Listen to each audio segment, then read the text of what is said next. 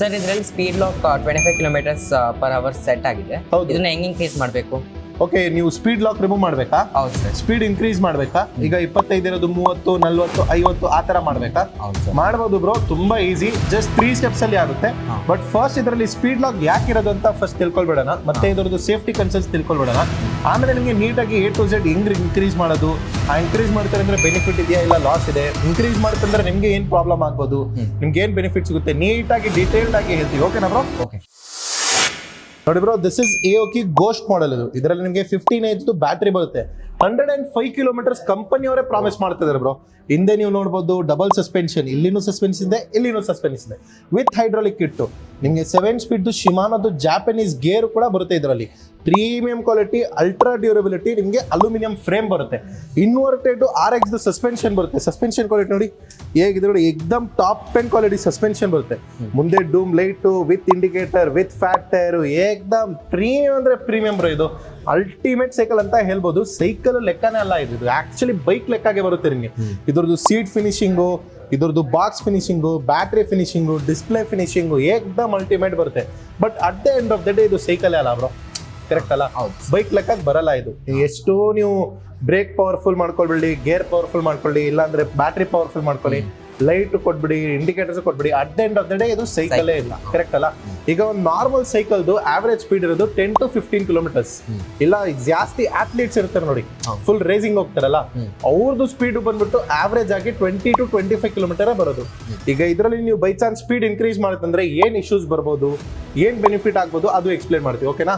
ಈಗ first issue ನೀವು ನೋಡ್ತೀರಂದ್ರೆ bro, first of all ಇದು ತುಂಬಾ ಲೈಟ್ ವೇಟ್ ಬರುತ್ತೆ. ನೋಡಿ, ನಾವು ಲಿಫ್ಟ್ ಮಾಡ್ಬೋದು. ಇದೇ ರೀತಿಯಿಂದ ನೀವು ಒಂದು ಗಾಡಿ ಲಿಫ್ಟ್ ಮಾಡ್ಬೋದಾ? ಇಲ್ಲ. ಬೈಕ್ ಲಿಫ್ಟ್ ಮಾಡ್ಬೋದಾ?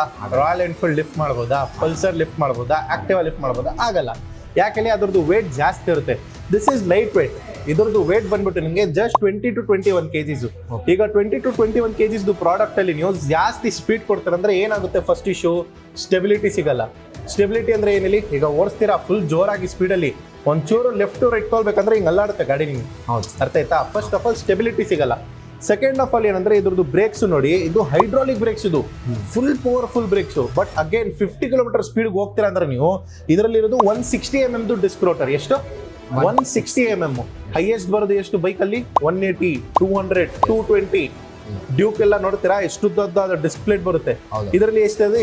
ಇರೋದು ಡಿಸ್ಪ್ಲೇಟ್. ಏನಂದ್ರೆ ಬ್ರೇಕ್ಸ್ ನೀವು ಎಷ್ಟೋ ಜಾಸ್ತಿ ಪವರ್ಫುಲ್ ಇದ್ರು ಇದು ಸೈಕಲ್ಗೆ ಪರ್ಫೆಕ್ಟ್ ಇದೆ. ಸೈಕಲ್ದು ಸ್ಪೀಡ್ ಇರೋದು ಆವರೇಜ್ 20 to 25 ಪರ್ಫೆಕ್ಟ್ ಇದೆ ಅದಕ್ಕೆ. ಬಟ್ ನೀವು ಸ್ಪೀಡ್ ಇನ್ಕ್ರೀಸ್ ಮಾಡ್ಕೊಳ್ತೀರ ಅಂದ್ರೆ ಬ್ರೇಕ್ಸ್ ಅಲ್ಲಿನೂ ಇಶ್ಯೂ ಬಂದ್ಬಿಡುತ್ತೆ. Second issue. ಥರ್ಡ್ ಇಶ್ಯೂ ಏನಂದ್ರೆ, ಈಗ ಇದ್ರದ್ದು ಮೋಟರು ಮತ್ತೆ ಬ್ಯಾಟ್ರಿ ಇದೆ ನೋಡಿ, ಇದು ಪೂರ್ತಿ ಕಿಟ್ಟು ಆಪ್ಟಮೈಸ್ ಆಗಿರೋದು. ಆಪ್ಟಮೈಸ್ ಅಂದ್ರೆ ಏನಿಲ್ಲ, ಇದು ಪೂರ್ತಿ ಕಿಟ್ಟು ಯೂಸ್ ಆಗೋದು 20 to 25 ಕಿಲೋಮೀಟರ್ ಸ್ಪೀಡ್ಗೆ. ಈಗ ಅದು ನೀವು ಈ ಸ್ಪೀಡ್ ಇನ್ಕ್ರೀಸ್ ಮಾಡ್ತೀರಲ್ಲ, that is actually abnormal. Normal ಅಲ್ಲ ಅದು. ಎಲ್ಲಾ ಸೈಕಲ್ಸ್ ಅಲ್ಲಿ ನಾರ್ಮಲ್ ಇರಲ್ಲ, ಅದು ಅಬ್ನಾರ್ಮಲ್. ನೀವು ನಿಮ್ ಚಾಯ್ಸ್ ಇಂದ ಇನ್ಕ್ರೀಸ್ ಮಾಡ್ತಿದ್ರ. ಆ ತರ ನೀವು ಇನ್ಕ್ರೀಸ್ ಮಾಡ್ತಾರಂದ್ರೆ ಬ್ಯಾಟ್ರಿಯಲ್ಲಿನೂ ಪ್ರಾಬ್ಲಮ್ ಬರುತ್ತೆ, ಮೋಟರ್ ಅಲ್ಲಿನೂ ಪ್ರಾಬ್ಲಮ್ ಬರುತ್ತೆ. ಮೋಟರ್ ಒಳಗಡೆ ಕಾಯಿಲ್ ಬರುತ್ತೆ. ಕಾಯಿಲ್ ಅಂದ್ರೆ ವೈರ್ ಬೀಡಿಂಗ್, ಅದು ಬೇಗ ಹೋಗ್ಬಿಡುತ್ತೆ. ಯಾಕೆ? 25 ಕಿಲೋಮೀಟರ್ ಇಸ್ ನಾರ್ಮಲ್ ರೇಂಜ್. ನೀವು ಡಬಲ್ ಮಾಡ್ಕೊಳ್ತಾ ಇದ್ದೀರಾ ಸ್ಪೀಡು. ಡಬಲ್ ಸ್ಪೀಡಲ್ಲಿ ಏನಾಗುತ್ತೆ? ಬೇಗ ಹೋಗ್ಬಿಡುತ್ತೆ ಬ್ಯಾಟ್ರಿ, ಮೋಟರ್ ಬೇಗ ಹೋಗ್ಬಿಡುತ್ತೆ. ಬ್ಯಾಟ್ರಿದು ಏನಾಗುತ್ತೆ? 15.6H ಅಲ್ಲಿ 105 ಕಿಲೋಮೀಟರ್ ಕಂಪನಿಯವರು ಪ್ರಾಮಿಸ್ ಮಾಡ್ತಾರೆ. ನೀವು ಡಬಲ್ ಮಾಡ್ಕೊಳ್ತೀರ ಅಂದ್ರೆ ಸ್ಪೀಡು, ಪ್ರೆಷರ್ ಜಾಸ್ತಿ ಆಯ್ತು. ಪ್ರೆಷರು, ಲೋಡು ಮತ್ತೆ ಕೆಪಾಸಿಟಿ ಮೇಲೆ ಫುಲ್ ಲೋಡ್ ಆಗ್ಬಿಡುತ್ತೆ. ಆಗ ನಿಮ್ಗೆ ಏನಾಗುತ್ತೆ? 20 to 25 ಕಿಲೋಮೀಟರ್ ರೇಂಜ್ ಅಲ್ಲಿ ಡೆಡ್ ಆಗ್ಬಿಡುತ್ತೆ ಬ್ಯಾಟ್ರಿ. ಓಕೆನಾ ಬ್ರೋ? ಈಗ ಇದು ಪ್ರಾಬ್ಲಮ್ ಆಯ್ತು ಸೈಕಲ್ದು. ನಿಮ್ಗೆ ಏನಾಗುತ್ತೆ ಪ್ರಾಬ್ಲಮ್? ನಿಮ್ಗೆ ಏನಾಗುತ್ತೆ ಅಂದ್ರೆ ಅಷ್ಟು ಸ್ಪೀಡ್ ಅಲ್ಲಿ ನಿಮ್ಗೆ ಗೊತ್ತಾಗಲ್ಲ. ಈಗ ಸಡನ್ ಆಗಿ ನೀವು ಬ್ರೇಕ್ ಪ್ರೆಸ್ ಮಾಡಬೇಕು, ಲೆಫ್ಟ್ ತಗೊಳ್ಬೇಕು, ರೈಟ್ ತಗೊಳ್ಬೇಕು, ಸಡನ್ ಆಗಿ ಗಾಡಿ ಬಂತು, ಕಂಟ್ರೋಲ್ ನಿಮ್ಗೆ ಸಿಗಲ್ಲ. ಅದು ಒಂದೇ ಪ್ರಾಬ್ಲಮ್, ಬೇರೆ ಏನ್ ಪ್ರಾಬ್ಲಮ್ ಇಲ್ಲ. ನೀವು ಒಳ್ಳೆ ರೈಡರೇ, ನೀವು ಟಾಪ್ ರೈಡರ್ ಇರ್ಬೋದು. ಬಟ್ ಅಷ್ಟು ಸ್ಪೀಡ್ ಅಲ್ಲಿ ಸೈಕಲ್ಗೆ ನಿಮ್ಗೆ ಬ್ಯಾಲೆನ್ಸ್ ಮಾಡೋಕ್ಕಾಗಲ್ಲ. ಮತ್ತೇನಂದ್ರೆ ಇದು ಲೈಟ್ ವೇಟ್ ಇರೋದಕ್ಕೋಸ್ಕರ ನೀವು ಬ್ರೇಕ್ ಪ್ರೆಸ್ ಮಾಡ್ತಂದ್ರೆ ಸಡನ್ಲಿ ಡ್ರಿಫ್ಟ್ ಆಗ್ಬೋದು, ಟಾಪಲ್ ಆಗ್ಬೋದು, ಆ ಥರ ಎಲ್ಲ ಇಶ್ಯೂಸ್ ಆಗುತ್ತೆ. ಸೊ ನಮ್ಮ ಪರ್ಸನಲ್ ಸಜೆಷನ್ ಏನಂದ್ರೆ, ಸ್ಪೀಡ್ ಅನ್ಲಾಕ್ ಮಾಡ್ಬೋದು, ನೀಟಾಗಿ ತೋರಿಸ್ಕೊಡ್ತೀವಿ. ಮಾಡ್ತೀರಂದ್ರೆ ನಿಮ್ ರಿಸ್ಕು, ನಿಮ್ ಲೈಫ್ಗೂ ರಿಸ್ಕು, ಪ್ರಾಡಕ್ಟ್ಗೂ ರಿಸ್ಕ್, ಎಲ್ಲದಕ್ಕೂ ರಿಸ್ಕ್ ಆಗ್ಬಿಡುತ್ತೆ. ಇಷ್ಟೆಲ್ಲ ರಿಸ್ಕ್ ಯಾಕೆ ಇಲ್ಲಿ?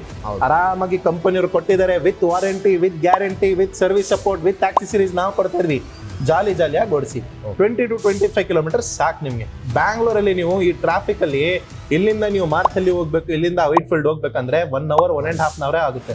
ಅದೇ ನೀವು ಸೈಕಲಲ್ಲಿ ಹೋಗ್ತೀರ ಅಂದ್ರೂ 25 km/h ಸ್ಪೀಡ್ ಸಿಗ್ತಾ ಇರೋದು ನಿಮಗೆ.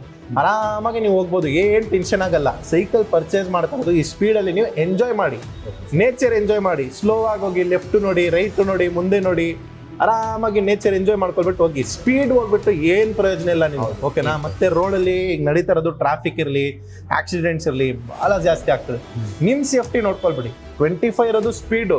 ನಮ್ ಸಜೆಷನ್ ಅಂದ್ರೆ ಬಿಲೋ 20 ಹೋಗಿ, ಓಕೆನಾ? ಮತ್ತೆ ಮ್ಯಾಕ್ಸಿಮಮ್ ಪೆಡಲ್ ಮಾಡಕ್ ನೋಡಿ. ಎಷ್ಟು ಜಾಸ್ತಿ ನೀವು ಪೆಡಲ್ ಮಾಡ್ತೀರಾ ಅಷ್ಟೇ ಜಾಸ್ತಿ ನಿಮ್ಗೆ ಒಳ್ಳೇದು. ಈಗ ಕಂಪನಿಯವರು 105 ಕಿಲೋಮೀಟರ್ ಪ್ರಾಮಿಸ್ ಮಾಡ್ತಾರೆ. ನೀವು ಏನ್ ಮಾಡ್ಬೋದು, ಪೆಡಲ್ ಜಾಸ್ತಿ ಮಾಡಿ ಇನ್ನ ಇನ್ಕ್ರೀಸ್ ಮಾಡ್ಬೋದು ರೇಂಜ್. ಯಾಗ ಎಲೆಕ್ಟ್ರಿಕ್ ಬೇಕಾಗುತ್ತೆ ಆಗ ಯೂಸ್ ಮಾಡಿ. 100% ಪೂರ್ತಿ ನೀವು ಎಲೆಕ್ಟ್ರಿಕ್ ಮೇಲೆ ಡಿಪೆಂಡೆಂಟ್ ಇರ್ತೀರಾ ಅಂದ್ರೆ ಸ್ಕೂಟರ್ ಲೆಕ್ಕ ಆಗ್ಬಿಡುತ್ತೆ. But this is not a scooter, ಇದು ಸೈಕಲ್. ಇದು ಅಲ್ಲ, ಇದು ಸೈಕಲ್. ನೀವು ಪರ್ಚೇಸ್ ಮಾಡ್ತಿರೋದು 2 in 1 ಮಾಡಕ್ಕೆ. ಸೈಕ್ಲಿಂಗು ಮಾಡಬೇಕು, ಎಲೆಕ್ಟ್ರಿಕ್ ತರ ಯೂಸ್ ಮಾಡಬೇಕು. ಸೊ ಪರ್ಚೇಸ್ ಮಾಡಾಮೇಲೂ ಬರೀ ಟ್ರಾಟಲ್ ಮಾಡ್ಕೊಳ್ಬಿಟ್ಟು ಹೋಗ್ತೀರಾ ಅಂದ್ರೆ ಕಷ್ಟ ಆಗುತ್ತೆ ನಿಮ್ಗೆ, ಓಕೆನಾ ಬ್ರೋ? ಸ್ಪೀಡ್ ಇನ್ಕ್ರೀಸ್ ಮಾಡೋಕೆ ಹೋಗ್ಬಿಡಿ. ತೋರಿಸ್ಬೇಕಾ ಸ್ಪೀಡ್ ಇನ್ಕ್ರೀಸ್ ಮಾಡೋದು? ಬೇಡ. ಬೇಡ ಅಲ್ಲ? Very good.